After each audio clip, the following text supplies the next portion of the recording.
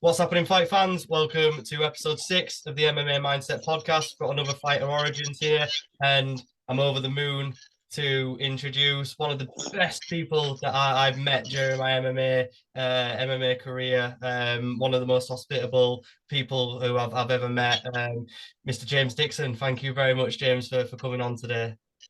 No, mate, I'm buzzing to be on. Like I said, I thank you for the kind words, and without a doubt, when we talk about MMA media people, like you're the guy I always look forward to meeting. On fight nights, we always have a good little chit chat. So yeah, I'm happy to be on.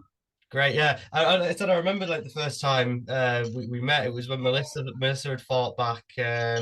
I can't remember if it was March or June last year, and yeah, I just remember get speaking to you guys and just bouncing off you guys, and then I'd see you at other MMA events. So you when I started this podcast, you and Melissa are like two of the people who I wanted on it the most. So yeah, like I said, really honored to have you on here. Um, just gonna get into it straight away. Signed with Aris now. Gonna be fighting in Paris in September. How did that come about? How did that Aris gig come about? So obviously Melissa was signed with Aris. She managed to sign to Aris on a last minute fight deal. So it was Dan Hardy's now wife, Veronica. She got Melissa a last minute fight. We're talking, I believe it was 10 days after she just won the Golden Ticket Fight Promotions title. So obviously she had the connections with Aris. But I mean, I always wanted to go to a different promotion. I just thought this would be the better case for our gym. So obviously, me and Melissa are sort of the front runners of Lions Gym, and I would like to get as many connections with promoters as possible, just for the students that I'm teaching my fighters to then have that for themselves in the future. But it got to a stage where I just couldn't get fights. Fighters kept pulling out or fighters kept refusing. And yeah, I just me and Melissa had a little talk, and we decided it would be smart just for Melissa to speak to Fernand, the promoter of ours, and see if he was interested in having me on board. And fortunately, he was. So I was over the moon to sign with him. Like I said, it wasn't my ideal plan, but to be fair, now obviously Melissa signed with the UFC. For me, it's worked out, perfectly. I'm not over the moon of fighting in Paris. I'm not a fan of Paris or really of France for that matter. But you know what I mean. I'll grin and bear it. You know what I mean. And I'll go over there and I'll be the heel for them. I'll get booed and I'll slap some of their fighters and see what the crack is. Yeah, you won't be getting booed, like I said, from this household. It's absolutely gutting that we can't come over because we were going to come over, but we're in Amsterdam, so unfortunately, like I said, can't get there. But no, but buzzing for you. I've kind of had little look into the guy who you're going to be fighting. Is it still the same guy? And how much do you know Yes. about him? Yeah. So I mean, there's not a whole lot of footage of it. He's 3-0 from Norway, Magnus Iverson. Um, there's literally two fights I can find of him. For me, he looks awkward. I mean, physicality, I feel, is going to be his best attribute. He's a big boy, so I imagine he's going to be strong. I imagine he's going to punch hard. For that matter, though, I'm very confident he won't punch hard as me. I've got a track record of knocking more people out than him. People I tend to touch and land clean with my right hand tend to drop, whereas the same can't be said for him. So although I imagine he's got power, I don't think he's on my wavelength in terms of power. But yeah, I really feel that's his biggest attribute. He just looks awkward. He looks somewhat well rounded, but the awkwardness and the physicality is going to be the biggest hurdle for me to overcome for this fight. Yeah, what weight is it going to be at? Middleweight, welterweight? Welterweight, 77 kilo. Yeah, I feel like that's probably because you were willing to actually move up last time when you were going to fight the Egyptian guy to go middleweight, but I think that was just to kind of get you a fight. Why do you think you struggle so much to get these fights? You know what? I believe I've said it before, and obviously I've been fighting since I was 18. So me and Melissa were talking about this literally the other day. I'm 29 now. I've been fighting for 11 years. Between MMA, K1, Muay Thai, Jiu Jitsu, etc., etc. I've been in this game for a long old time, and my record doesn't quite do that justice. But those that have trained with me and those that have watched my fights know, and I like to think at least my level far exceeds my record. And then on top of that, I feel like I'm dangerous. Like nobody wants to fight somebody who comes forwards. I come forwards. I don't take a step backwards. I come forwards. I come to fight. So people know if they fight me, they're going to be getting some hands on them. So that's already an intimidating prospect. Like I said, I've got knockout power as well, and I feel that's a big fear from a lot of people is getting touched and getting dropped. People don't want to be embarrassed in front of their friends and family. Um, I think just because of those things, and again, I'm well rounded. I've got a jiu-jitsu black belt. I've got a good low kick. I've got good knockout power. I just think it's an intimidating and a non-profitable fight for somebody. Beating now I'm 4-2. I'd imagine I'd get a few more people interested, but it's still not. A great win for a lot of people considering the obstacle they would have to overcome in fighting me. Yeah, I think like you just said there, your level outweighs your record, and I feel like at the moment we're finding a lot of people in, especially the regional scene, who record outweighs their level because Yeah. they're fighting people who, to be fair, there's people I could drag off the street who would put up a better fight than some of these guys. So I understand your frustration. Then, when does your camp start for this fight heading in September? Or have you already kind of kicked into motion? Yes, I've already kicked it into motion. I mean, I train year round. There's no two ways about it. I'll at least be doing, a daily session 6 days a week, along with my teaching. I teach, we're talking 20 to 30 private lessons a week, and then, roughly about, again, 9 classes a week. So I'm always in the gym teaching. And like I said, if I'm just coasting, I'll be doing a session a day. And then I've just gradually been building this up. So I'll peak at 2 sessions a day, 6 days a week. And it'll be a mixture of sort of hard sessions, like high intensity, low intensity. So, like for example, my hard sessions tend to be Tuesday, Thursday, Saturday, and then the days after that, so Monday, Wednesday, Friday, tend to be a little bit more of recovery technical sessions, or strength conditioning, for example, that I don't find as intense. But yeah, so I've already built into that now. So now it's just listening to my body and trying to coast to hit the peak, ready for September the 1st. Yeah, I can see you've been going up to ASW in Manchester quite a lot as well. Both of you, to be fair, how is that helping your progression? Yeah, I mean, so Cam, the head coach down there, he's like, I haven't got enough good words to say about him. His mind for MMA is exceptional. I like to think mine and his relationship works out perfectly as well. He's just got the right balance, personality wise, to really motivate me.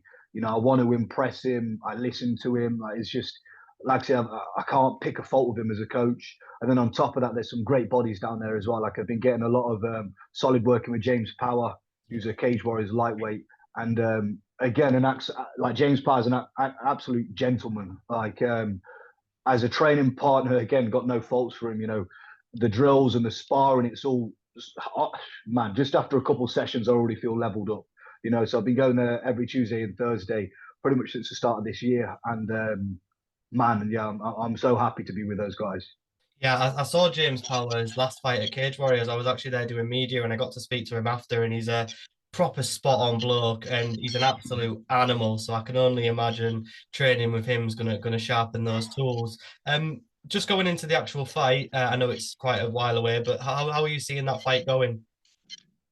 Yeah, so it's a very interesting fight for me. Like I said, I can't break him down like I do with a lot of fighters and have a specific game plan because, like I said, he doesn't show a huge amount of tendencies other than his awkwardness and his physicality.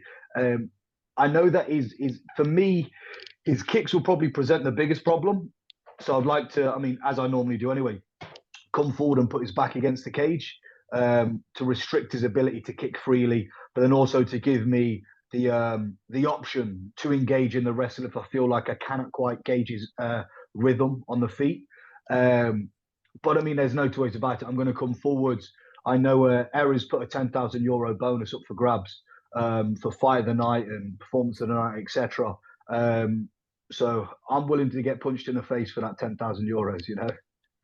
Yeah, I don't think you're not one that's really synonymous with having boring fights. I don't think you've ever had one. And is that something that you kind of pride yourself on being an exciting fighter, and people are going to see your name on a card and be like, this is going to be shit hot?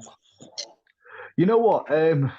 I argue with myself pre-fight every time. Like, man, why can I not just be boring? And why can I not just be terrified to get punched and take somebody down and just, just engage in a grapple for the whole time? But I mean, I think it's a mixture of I'm blind. I'm really blind, so I need to get right in front of somebody to be able to see what's happening. So that's always going to end up in a ding dong.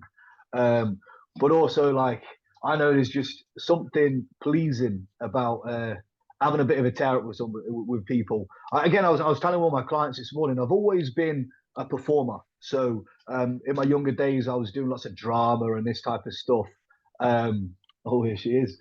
Hi, Melissa. Yeah, so I've always been doing like drama and stuff like this. I've always enjoyed crowds watching me perform. But then I've also had a little man complex. I'm a younger brother of two older brothers. I'm fucking 5'7", on a good day. So I've always wanted to try and prove myself and be the alpha. And MMA has just been the amalgamation of like my um, happiness to perform, and then my eagerness to prove everyone that I'm the alpha, and then that just ends up with me having a bit of a tear up with people. Yeah, like I said, we always enjoy it, even though sometimes I don't enjoy watching you fight because I get a bit nervy. But no, it's always one that you remember when you're going home. You were like, yeah, that was nuts. So yeah, well, like I said, I'm pretty sure there'll be plenty of people, especially from the UK side, tuning in to watch you on in September. Just kind of someone that you touched on before, someone maybe you didn't really fancy it. Moshaz Lee has, like you said, you spoke about him before and said that he was like, "Oh, I'm undefeated. So why would I fight you?"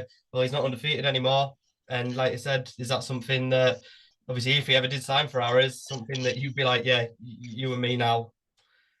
Yeah, like without a doubt, with somebody like Shazly, you know what? That would be a dream come true if he signed with Aries, and I would be straight away messaging Fernand to give me this fight. Um, like I say, nothing against him as a person. I know we've trained together many years ago. Um, I probably spoke, a few times, and I don't really hate people, unless you go around slapping my mum. I'm not going to have a bad word to say about you personality wise. Um, but as a fighter, I do not respect him. And the fact that he turned me down on, I believe, 3 or 4 occasions, citing bullshit excuses. Um, yeah, like I would have. I wish I was the guy to have put him in his place.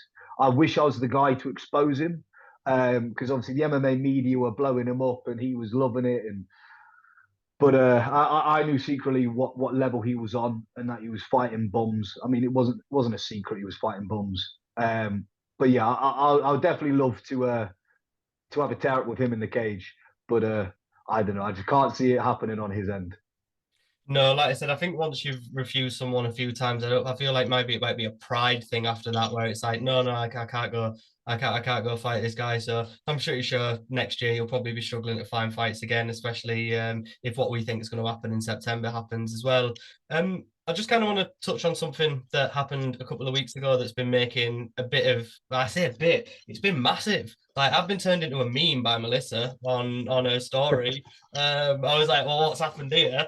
I just logged onto Instagram. Well, actually, it was Louise who said, "Have you seen James and Melissa's Instagram?" I was like, "No, why?" I was like, "Oh, it's me." I was like, "All right."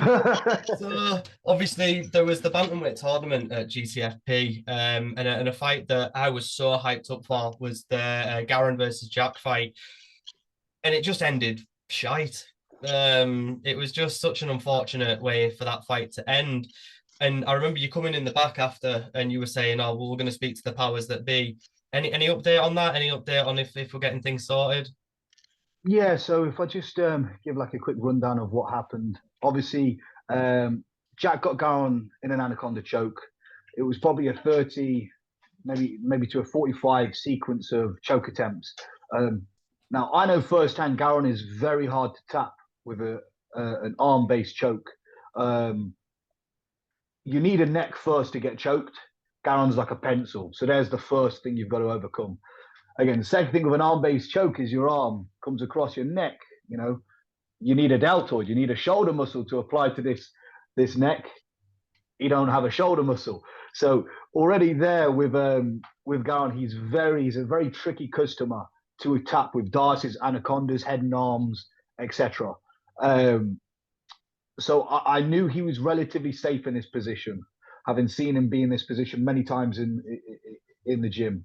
And on top of that, his thumb was up throughout the entirety of this choke attempt. Now, regardless of what people say, everybody cage side knew his thumb was up. We were screaming at the referee. Now, no hate to the referee. Dan is a top bloke. You know, I speak to him at every event I see him at. Really nice guy. And look, we're only human. I wouldn't want to be a referee for that exact reason. You know, that is a hard job. You know, but he made a mistake. Like I said, we're only human. I he called me into the cage immediately before anyone else and admitted to me in the cage that he made a mistake. He told me the reasons, and I thought at that moment, because he said he had to stand by his decision, I thought he was going to make it a no contest, because he admitted the mistake. And then when he gave it as a win to Jack, and then when Jack celebrated the way he did, that very much rubbed me the wrong way. Further that night, well, in the cage again, Vaughan Lee, Jack's coach, admitted to me Garen was definitely not unconscious. So the opponent's own coach admitted it to me. And again, further that night, Dan, on the referee, on two separate occasions, again apologised and admitted fault, and that he will speak to higher ups himself.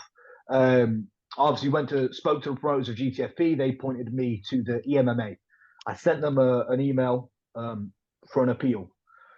They've replied basically admitting Dan has admitted fault, admitting that Garen was indeed conscious, but citing that because he wasn't attempting to escape, it's a fair decision. I've since sent them a counter response trying to explain the fact that there's many different ways to skin a cat. We can defend a choke in many different ways, and high-level jiu-jitsu players will be aware that you can, in fact, just separate the deltoid slightly from the neck and wait it out, especially when somebody's exerting so much energy like Jack was in that submission. And Garen is very much a cardio-based fighter. It was our game plan to ride out the first round and then start to pick it up round 2 and 3, you know? So although it wasn't ideal, it almost was working in our favour that Jack was going to blow his arms out. I mean, you can't have somebody in a chokehold for that long and not put them to sleep and then suddenly think that they're going to go to sleep. That choke was not on. That's the reality of it. Like I said, everyone cage side saw this. And, you know, I'd like to see a bit more integrity from people, especially, you know, people that I look up to in admitting this. Like I truly believe if the tables were turned, if Garen choked Jack in this manner and this outcome had happened, I like to think I would stick my hands up, and I like to think my fighter would do the same, and admit that that wasn't a win, and let's run it back. But unfortunately, I feel like because people don't seem to care about amateur records, it's just been through by the wayside. And again, my counter argument to that is amateur records do matter. As much as people say it, if they didn't matter, Joe Rogan wouldn't be talking about Mokiev's record every time he's in the UFC. You know, amateur records matter. And unfortunately, Garen is now 3-2 when he shouldn't be. The reality is a win got stole from Jack, a true win. And if he's happy with that, I don't think he's got the minerals to be a fighter. You should never want to win in that fashion. You should always want a clear-cut, obvious victory, you know?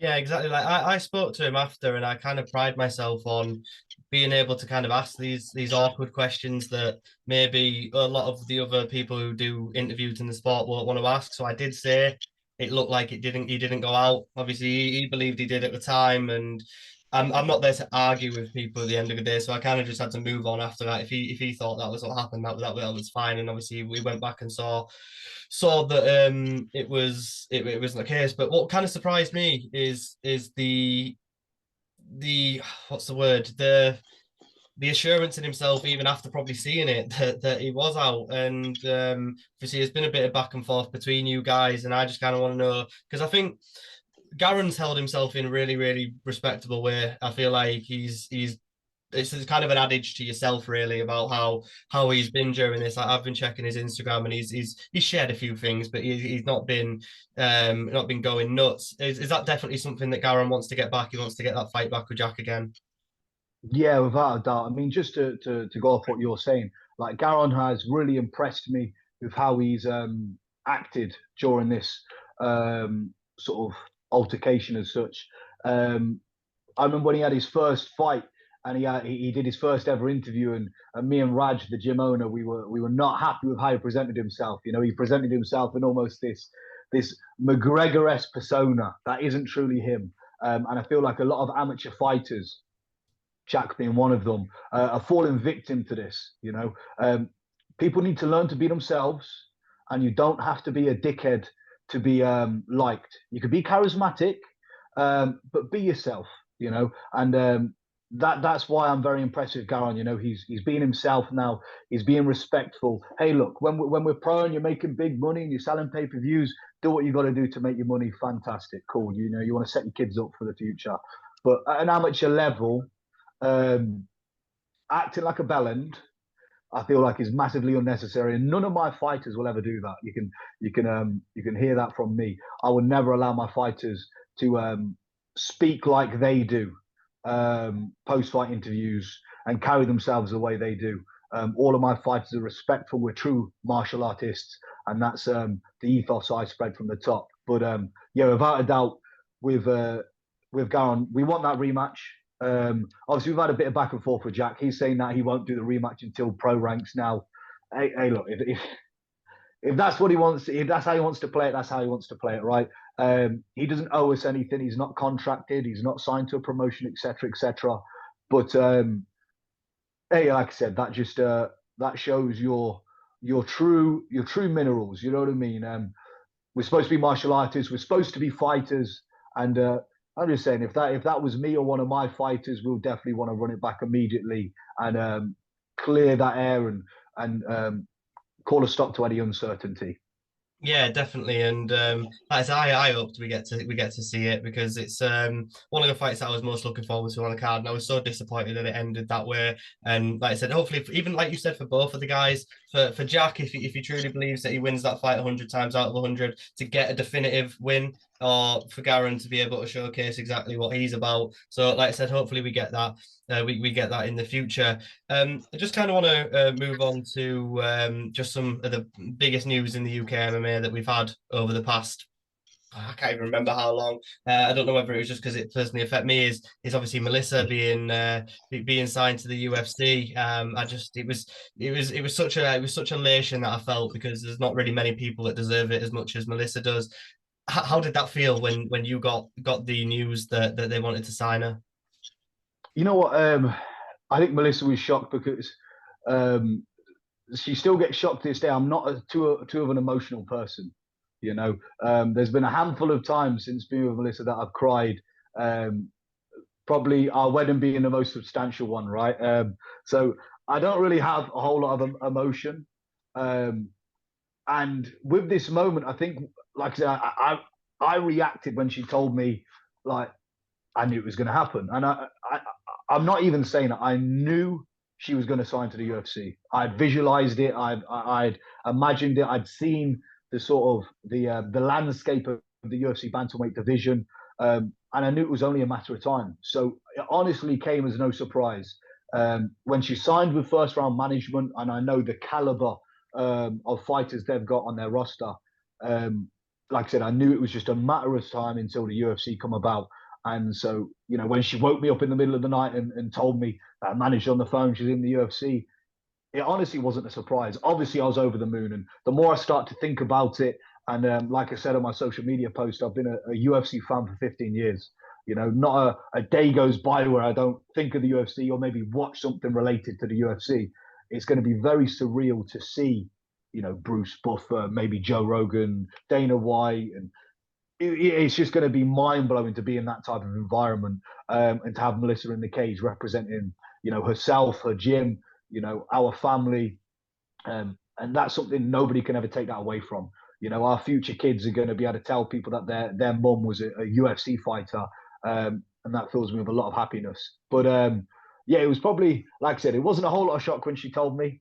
But the more I start to stop and think about it, it's starting to settle in and hit home. Just the gravity of the situation.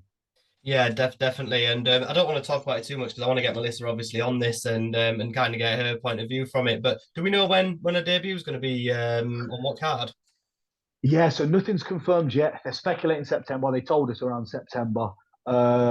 So just looking at a few dates there, we know they've got an Australia card, but we also know they've got a Paris card. Um, for me, it seems to make sense to be Paris just because she's European. She's fought in France before, which could be a fun day because it's a day after I fight in Paris. So it could be a Coventry takes over. Um, but I mean, we're prepared for everything. But Paris would be fun. So fingers crossed, fingers crossed. Yeah, I think I saw that Paris was announced like 2 minutes after it was, and I screenshotted it and sent it straight to Yeah, Melissa, and I was like, "Could you imagine?" I was like, "James on the Friday, you on the Saturday." I was like, "That'd be one of the best and worst weekends of my entire life." So I was like, "Yeah, no, that would be fantastic." But no, it's amazing to hear. Like I said, no one really deserves it more, and when I get Melissa on here, I'll be able to congratulate her properly. What I kind of want to do now, James, is I want to move on to the fighter origins, which is the whole title of the podcast, and kind of get a bit more information about yourself, where you've come from, what your influences, your inspirations, your motivating factors are. But I always start with the first question because this is probably paints a bigger picture. Do you remember your first ever exposure to combat sports? yeah. So I mean, if we're talking combat sports as a whole, it would have been like probably 90% of people in the sport. It was probably karate. Well, it was most definitely karate. I remember I dabbled in karate, maybe like early secondary school, so like 11 or 12 years old. Um, I did it for we're talking about 6 months. Maybe did my first belt or two along with my dad. Um, and I still vividly remember this to this day. One of my friends at school, Lewis Collins, were in front of other mates, and I was talking about how good karate was, and he actually did boxing. And he was like, "Karate shit," and I said, "No, no, it's fucking not. Like karate's the best." And he goes, "Go on and put your hands up." So I go my karate stance, and he slaps me in front of everyone. And obviously my hands are by my waist, so I get slapped. Everyone's laughing. I thought, right, I'm not doing karate no more.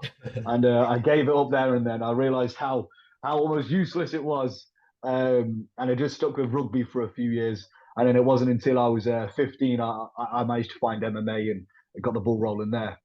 Who did you first start training with? Did you just start training in and around Coventry? Yeah, so I started at a Muck Dojo. There's a gym in Coventry that is really not very good, but it uses the American top team name. And then when you get like naive people, and it seemed like an old person back then, but back then when there was less known about MMA, we're talking, like I said, it was back when I was 15, so 15 plus years ago. Now about 14 years ago. Christ, I forgot my age. Um, but yeah, about 14 years ago is a long time ago, and yeah, I got bamboozled by the whole American top team thing. It turned out he was nothing but a karate guy as well. Um, and yeah, it wasn't until maybe 9 months down the line I managed to find Lions Gym, got exposed to Gracie Barra and Jiu Jitsu. Yeah, and then just it became a tumbleweed effect.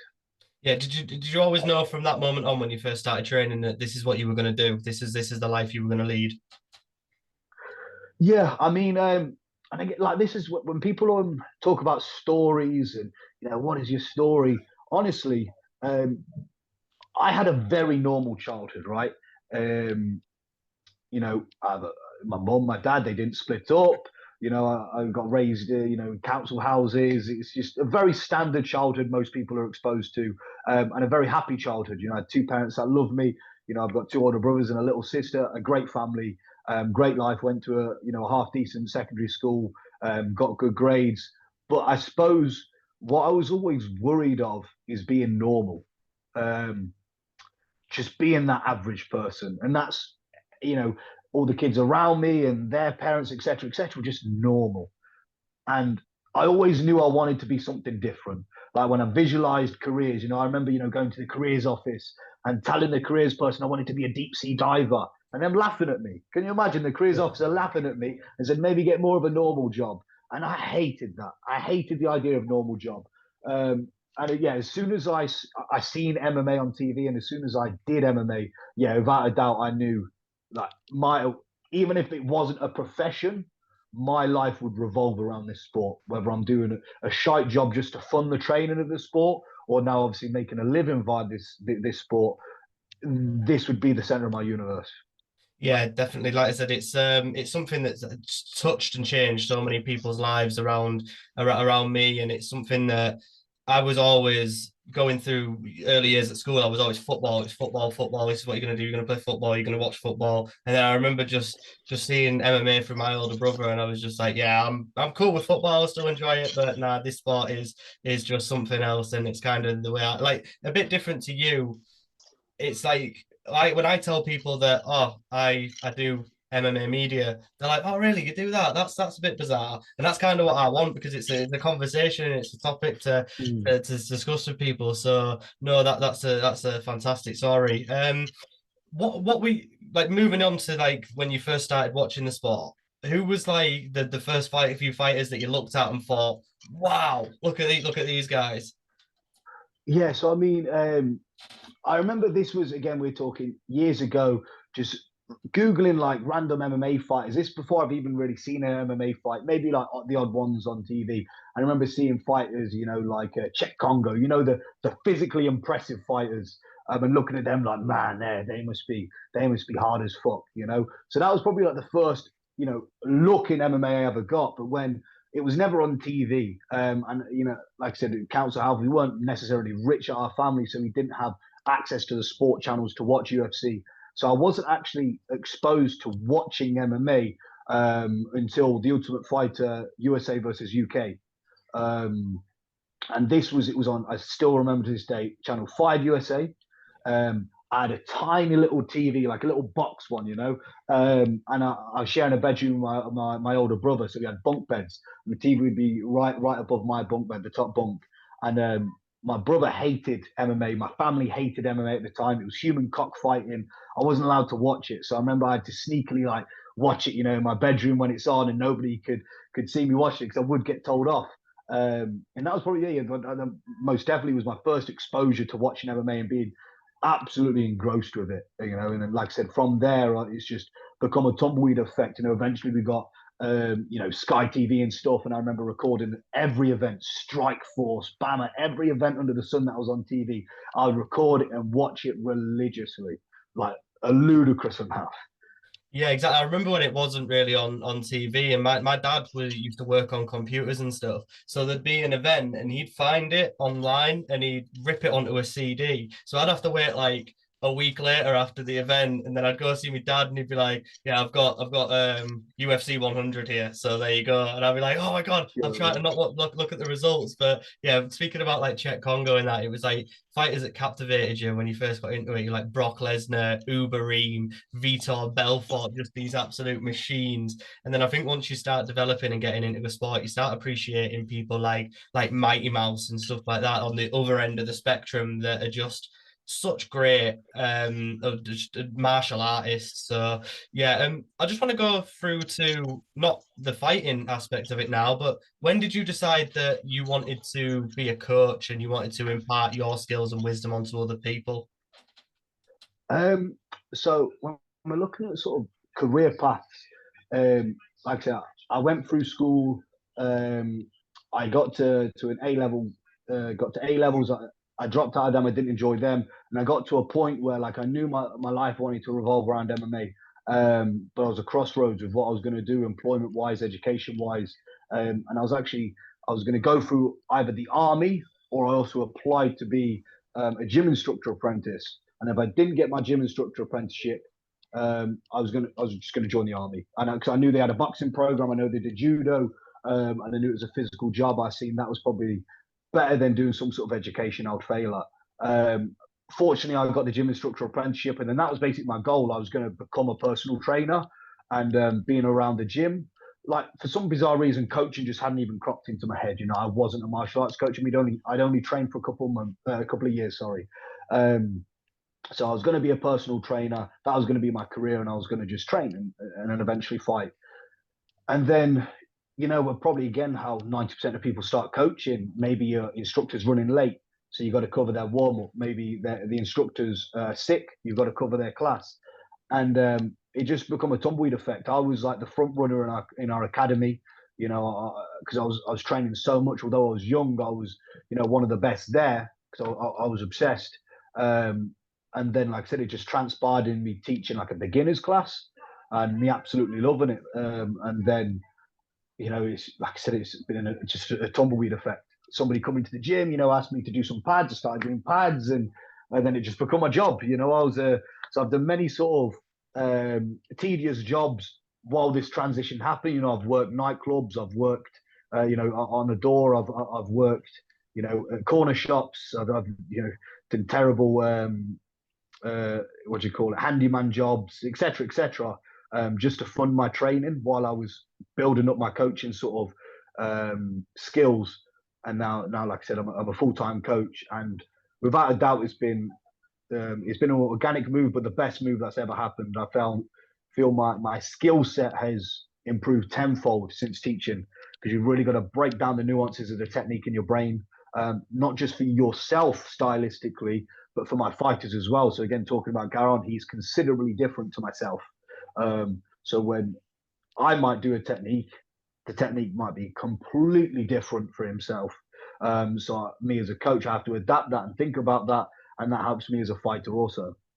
Yeah, I think, and I'm not like it sounds like I'm probably kissing your ass here, but I remember like a few months after I first met you, and I kind of got the buzz of to get back into training again and compete again because I wasn't quite happy with the last time I competed. I'd sucked ass and I was finished in the second round by an armbar. And it didn't sit well with me, and then I just stopped. And then I remember looking at seeing how long it'd take me to get from here in Nottingham to Lions Gym in Coventry and back on a night time. And I was just like battling in my mind. I was like, how can I work this one out? I was like, because if I want to go to a gym, I want to go with someone that I feel comfortable with. There's Fourth Dimension MMA down the road, but I don't know them guys, and but it just wasn't feasible. And then that's when I decided to do the media stuff because I was like, at least I'm still involved in the sport.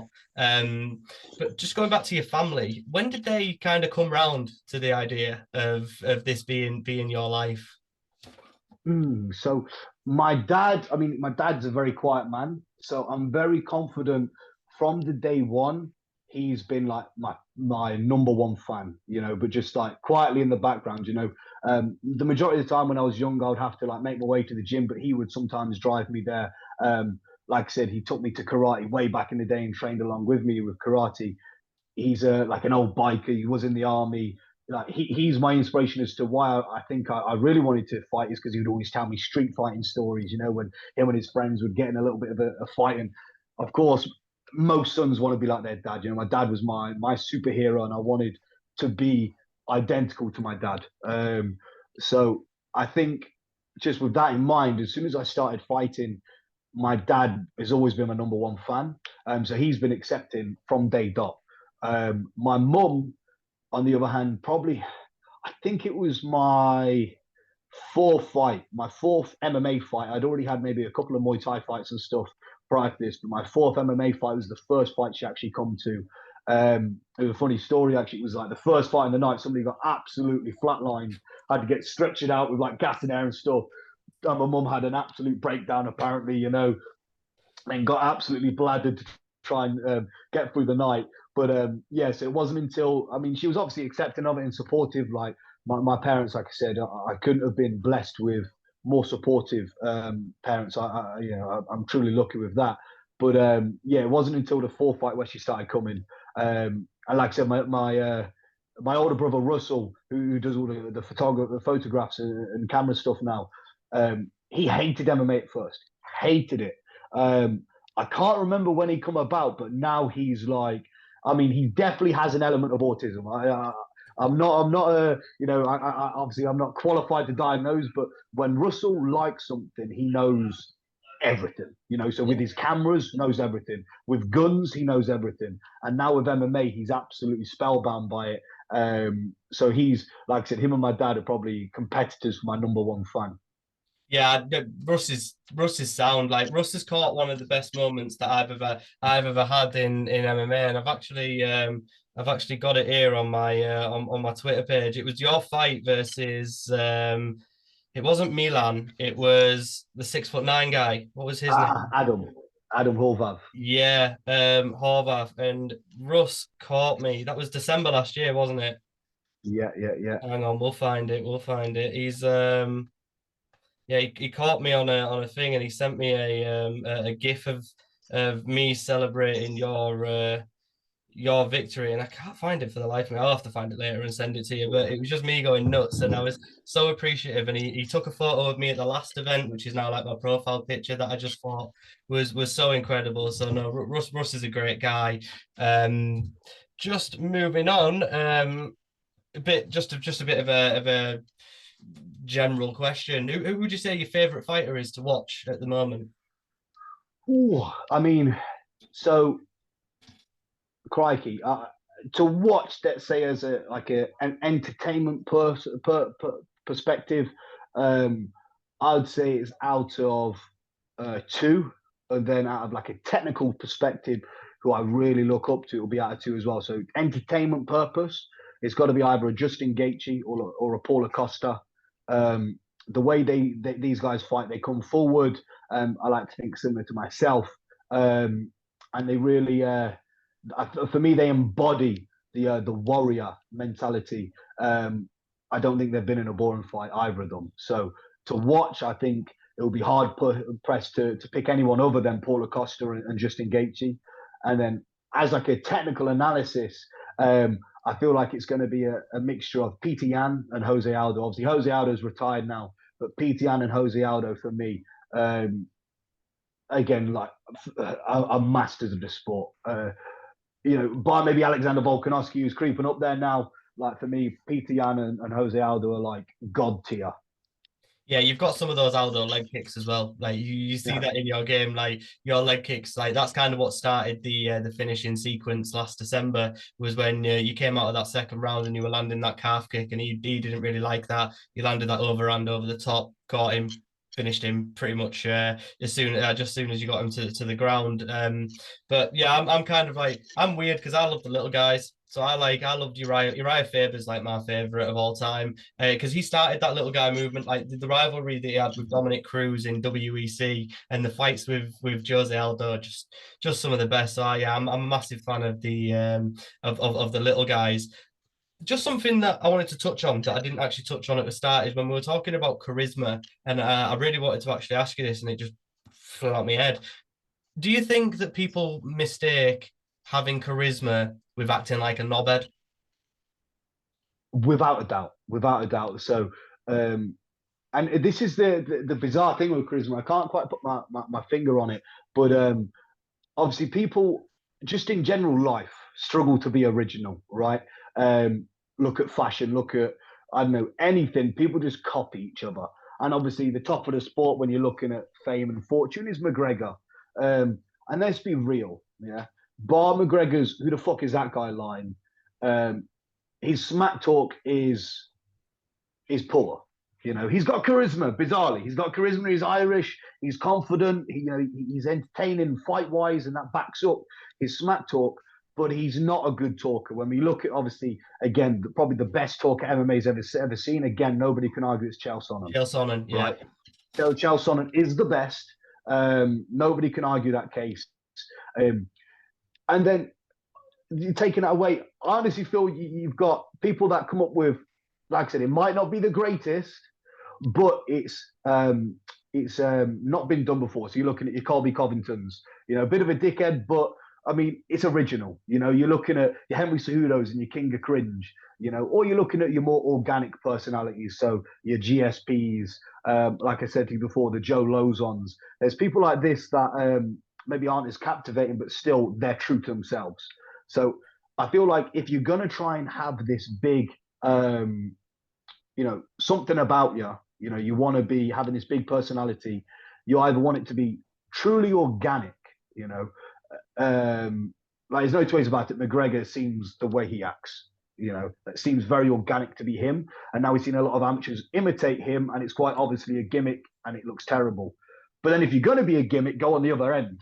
Make it like a Colby Covington, make it like a Cejudo, and make it so obviously gimmicky. It's almost like wrestling, you know.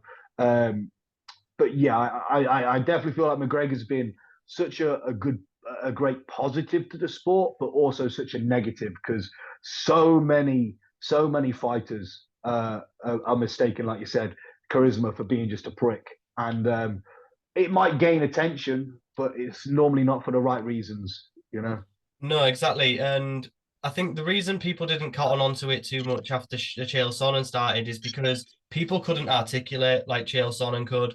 Like his wordplay and his flow and his ability to just off the top of his head just stop people in their tracks dead was something that was unrivaled. And now Connor's come along with the shit talking aspect of it. People are like, shit talk my mates all the way down all the time down the pub, and that I can do that on camera. So no, Chael Sonnen's just just love listening to him. He's so great.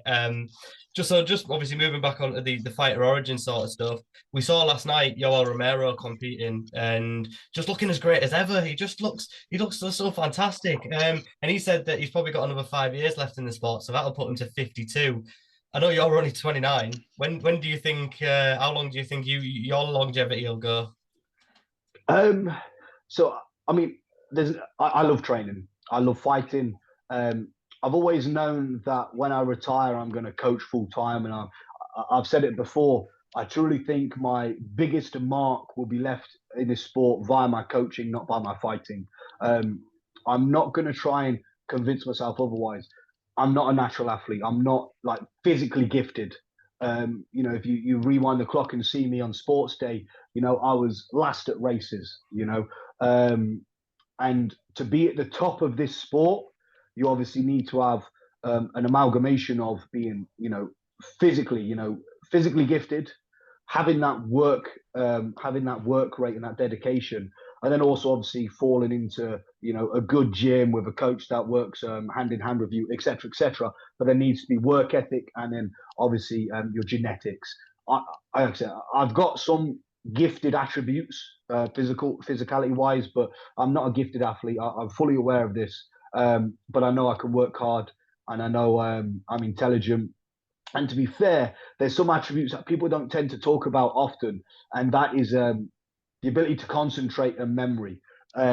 So, and I'll go off on a tangent here because I was thinking about this the other day. I've got quite a fantastic. Now, when we're talking about, say, you put me in a school maths lesson, I don't have a good ability to concentrate. But if you put me in an MMA class, a jiu-jitsu class, whatever it might be, and you stick me in it for 2, 3, 4 hours, I've got a fantastic ability to concentrate for that amount of time. And I've got a fantastic ability to remember this information. And I feel like these are skills that people don't really talk about in the MMA world. They might talk about the strength, the speed, etc., etc. But I feel like these are maybe some of the most important attributes. But that being said, I know I'm not the most physically gifted. So I know that I won't be, winning any UFC titles. I'm not an idiot, So I'm very confident with what I can take from this sport. I'll be able to pass to somebody who's had a better starting point than myself. But then again, that being said, I'm happy to do the sport for as long as my body will physically allow me to, and for as long as people are paying me. If people are paying me good money, like I'd be dumb. The amount of money and time I've invested in it myself, I'd be dumb not to take that money. Obviously, sooner or later I'm going to be having kids, and I would like to earn enough money from this sport to be able to, help my kids out with their future lives. Yeah, exactly. That's probably a great way to look at it. Just obviously going back when you're talking about the UFC title, it kind of leads me perfectly into the would you rather section because it's a question that I asked Charles Joyner on an episode that came out the other day. So would you rather be in the UFC but you never win a title, So you'll have like a Cerrone, Uriah Faber style career, Jim Miller. Still, people think of you and look back at the sport and think, yeah, absolute legend, but you never quite reach that pinnacle. Or would you rather be in like PFL, Bellator, but you're a champion for years and years after that? So that's a tricky question. So, because I like both of these outcomes, right? Obviously, when we're looking at PFL and Bellator, the pros of that is going to be the money that comes along with these promotions. So if you're a champion PFL, you've won the $1 million tournament, right? For me, that's life changing money that will really help out, myself, Melissa, our future children, my family, etc. So that would, of course, be an ideal case. But then, almost for ego's sake, it would be fantastic to be in the UFC. As you got to tell people you're a UFC veteran, and even if you've not had a UFC title, I don't care about. So, for example, think about the fans of Conor McGregor. I couldn't give two flying fucks about those types of fans. But the real fans like yourself. That if you've seen Jim Miller in the street, Tom, Dick, and Harry ain't going to know who he is, Yeah. but we will know who he is, and the respect we will give that man. Like for me, that is worth a lot. For the true fans of the sport to see you, recognize you, and be proud. Proud to have shook hands, etc., etc. So yeah, the ego side of me would say the UFC, but I feel like the more intelligent side of me and the side of me that likes to see a good future for my future family would have to be PFL or Bellator where the money is. Yeah, that's intelligent way to look at it. This one I think is going to maybe pull you. Well, I don't know. It might be a really easy one to answer, but I think it might pull you one side or the other. So would you basically going back to the same thing but kind of flipping it on its head? Would you rather be a UFC champion, like you are the champ and you've got multiple title defenses, but you're never able to coach again? Or like basically you're never able to, you got to give up your gym, you're never able to go back into coaching after it's all said and done, but you're a UFC champ, or everyone that you coach in some capacity of the word, they make it, as to whether they go to the UFC, to whether they go to Bellator, PFL one, or KSW, and they do make it as a fighter. I feel like it would have to be the coach, just because the amount of lives you can impact and change. Like again, when you stop and think about it as a coach, just how positively my life has been affected by this sport. Um, how many lives you could positively impact as a coach, especially if every fight was guaranteed to be successful. Um, it almost seems priceless, as cliche as that might sound. Um, Obviously, look, a UFC title would be fantastic. There's no two ways about it. But like I said, there's something very special with being in the coaching role and seeing somebody that you've witnessed firsthand train so hard, work so hard, and you've obviously helped them along that journey. Get a victory. There's something so fulfilling about that is equal, if not more than fulfilling than winning a fight yourself. Yeah, definitely. I kind of thought that was the way you were going to go with the with the coaching, because I think I can see it when I'm watching you coach. Even like when Melissa sat next to you, like you two are just so into it and you're so passionate about it, and I feel like that contributes to you guys inside the cage. And I know, I think it was last year you had a fantastic year last year. What was the record of fighters coming out of Lions last year? Uh, from memory, I think it was maybe 8-1, maybe. So bear in mind, we're a very small fight team, and I'm very selective who's allowed to fight, etc. But I believe it was 8 wins and 1 loss from memory. Maybe a bit more, maybe a bit more. I can't Yeah. remember, but only 1 loss. I know that. Yeah, I know you went 3-0 on Battle Arena Birmingham. You had Mm-hmm. Jack, Alicia, and Elliot, I think it was. Ooh, Lee, can't remember. Lee, there you go. Lee, There we go. he fought a guy called Elliot. Yeah, I remember that. That Yeah, that yeah. that was a fantastic night, and it was Alicia. I know it's Alicia, not Alicia. I called her Alicia all the time, and Alicia had that, and it was She's you as well. Canadian. It's all It right. was You know what I mean? you. It's Canadian. You just let me do it, and then I was interviewing Melissa, and then all of a sudden you just started like ripping it. I was like, what's happened here? But yeah, no, that was a great night. Just onto a bit of a stupid one, and I was just like, I couldn't think of a third would you rather question, and I read it out to Louise in when we were upstairs, and she was like, "What?" And I was like, "Yep, that's the one. That's the reaction I wanted." So it was, would you rather have finger-sized nipples or nipple-sized fingers? Mhm. So I've got rather big fingers, you know.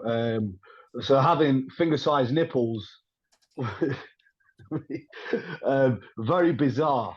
But then that also being said, I've got little nipples, so having nipple-sized fingers would be very unproductive.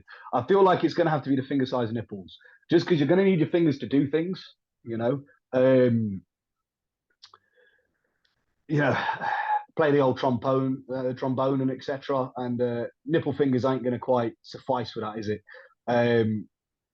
Whereas finger nipples, you know, maybe not be, might not be the most aesthetically pleasing thing, but yeah, I'm gonna go. I'm gonna go finger nipples. Finger No, nipples. do you play instruments then outside? No, no. I was like, hang on, where's James all of a sudden got this trombone obsession from? Dude, he was talking about wanking. Oh, right.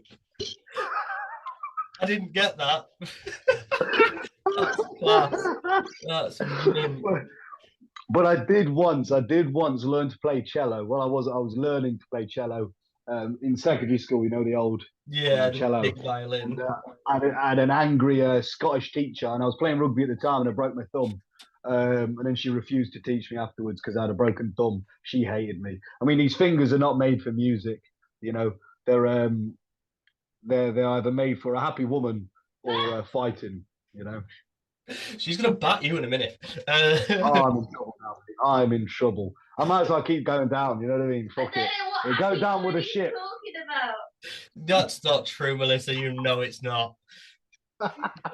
And then just on to this or that, just some really quick questions before we wrap things up. And I know that some of these are gonna stick you a little bit. Striking or grappling?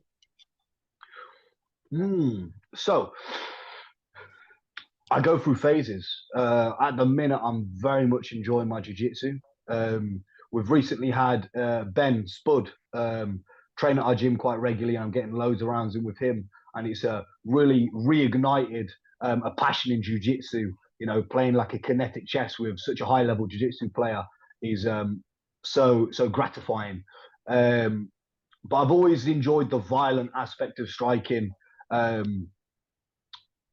Just because of the damage you can inflict on somebody and the ability of seeing somebody's will almost be taken away, especially via things like body shots and low kicks. But I'd say at the moment, for the phase I'm at, I'd probably go with the grappling. Yeah, I think a lot of people kind of forget that about you, that you've got that black belt and you're an absolute wizard on the ground because of how much you do like to plod forward and put the pressure on people. So yeah, I'm glad you went with that one. I think this one might be quite easy because I know how much you love them. But burgers or pizzas? Oh mate, it's got to be burgers, without a doubt. Like literally, um, I mean, there's tiers, right?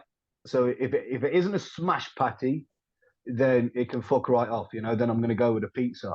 But if we're talking about smash patty, if we're talking about a solid burger, like me and Melissa, there's a trader that floats around Meat Meats Bun. Shout out to them. Like a burger from there, mate. Yeah, nothing comes close. Yeah, I thought because I know you love your Five Guys as well. So yeah, I knew you were going to go with that one.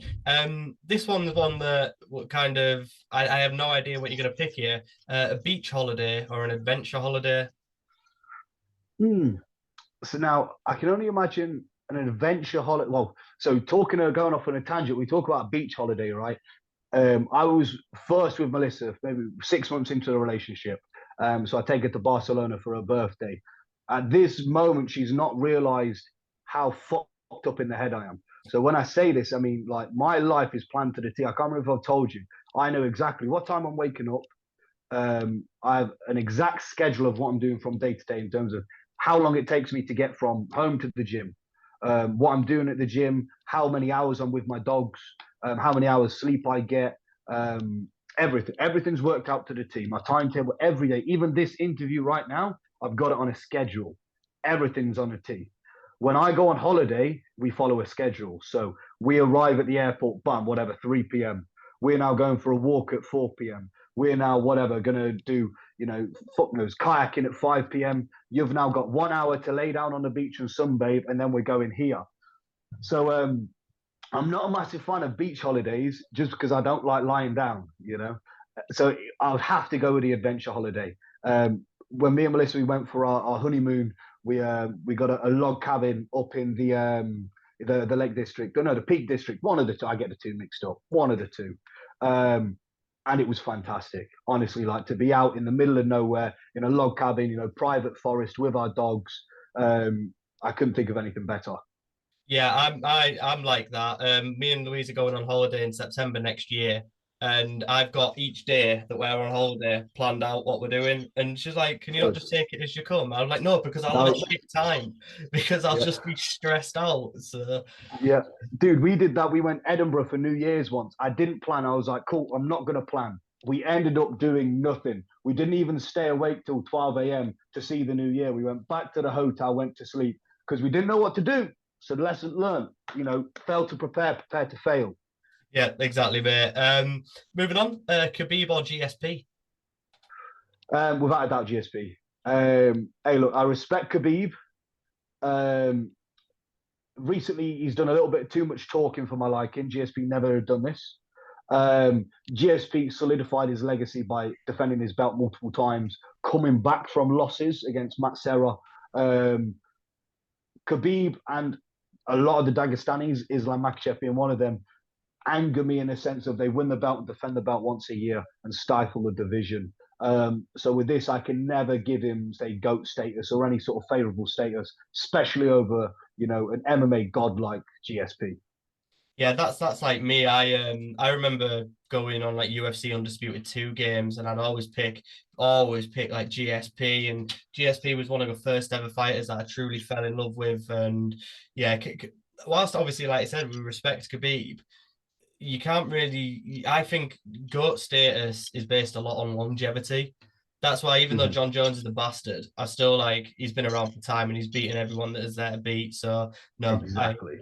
100% agree with you. And then it's weird that you mentioned this because back in the earlier on in the podcast, because it was one of the first ones that I wrote down was American Kickboxing Academy or America Top Team.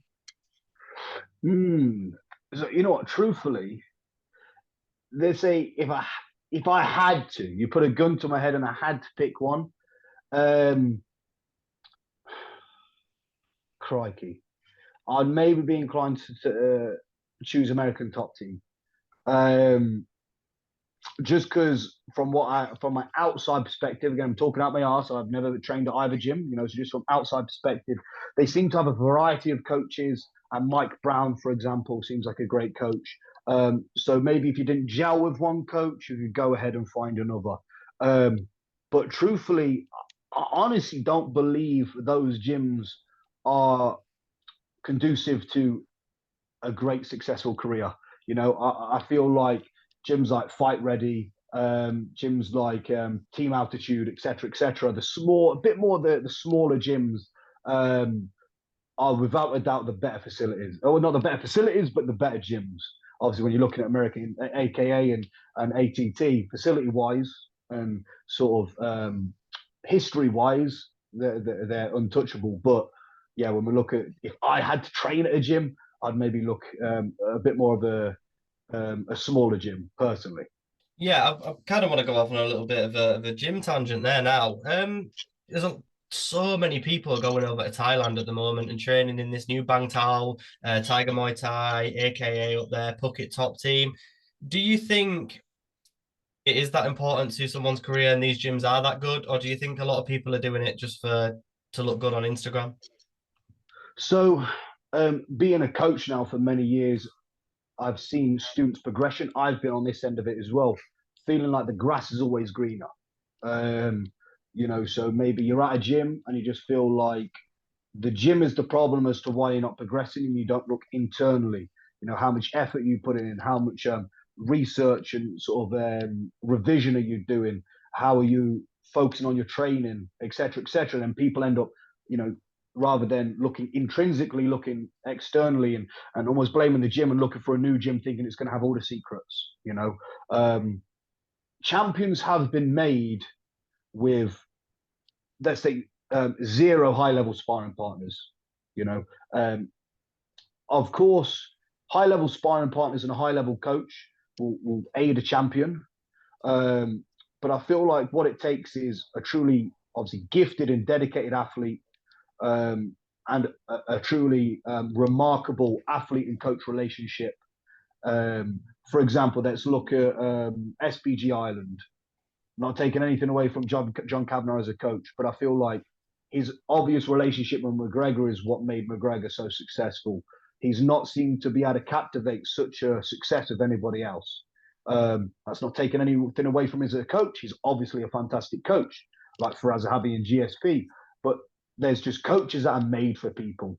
Custamato and Mike Tyson. Mike Winklejohn. Trevor Whitman and Rose Namajunas, whatever. Justin Gaethje, Usman. I don't feel like these gyms are the secret sauce. Are the secret ingredient. I think it's more down to the individual, and I don't feel like it's necessary. Sometimes I feel like MMA fighters can be princesses and can always think, they're not in the wrong. It's maybe the gym's fault and the grass is greener, and then they end up going to these facilities thinking that they're something special. Loyalty should run deep, and there seems to be a lack of that, I feel. Yeah, is it nothing that's ever really turned your attention? You've never really fancied it? So not so much now. Like I said, I've got a fantastic gym that I've helped shape in Coventry with Lions Gym, and then also now going to ASW and training with Cam.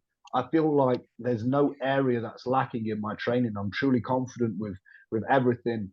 I study MMA. I watch fights. I watch tape, etc., etc.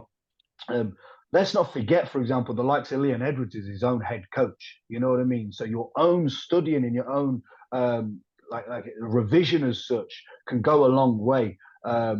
So I don't feel like I would ever need to go elsewhere to get sufficient training in. Don't get me wrong. Like me and Melissa, we want to go on holiday to Thailand. I'll train in other gyms without a doubt. But it's not like I feel I have to go and do a camp there to be successful. I feel like that would actually be quite the opposite. Look, we're all MMA fighters. We all want to be alpha males. You get a group of people that don't know each other in a room and get them to spar. Shit can very much hit the fan. And a lot of these facilities probably don't look after the fighters as they would their own. So, I don't see too much benefit personally. At least for short duration camps. I feel like you have to really build a rapport and a relationship with a coach to truly get the most out of them. Yeah, definitely. You see that a lot, and that's really insightful. But I think that's about all the time we've got time for today, James. I think when this podcast progresses and I've got 50 to 100 episodes, this will be something that I look back on as one of a Hall of Fame episode, because I feel like I said, get on with you so well, and you're fantastic to interview, and we get great back and forth. So I just want to say, like I said, thank you so much for not only your hospitality and your help over the last year just in the sport, but obviously for coming on today and giving me the time of day. Like I said, you and Melissa have been kind of a big motivating factor into me keeping and doing this and feeling like I am making a difference and kind of leaving an impression on people. So I just want to say, like I said, thank you right from the bottom of my heart for all that, mate. No, honestly, like I said, it's I mean, it's, as I said before, it's hard for me to dislike people, but you're a top geezer, like I said, I always look forward to seeing you at events, and like I'll always get my guys to do interviews with you, etc. Because I feel like it's obvious when somebody's a true fan of this sport, and it's obvious when people aren't a true fan of this sport. I'm not going to drop names with Gareth A. Davis. You're shite. But and you're a true fan, so I think people, people like yourself and MMA media guys like yourself should be looked after.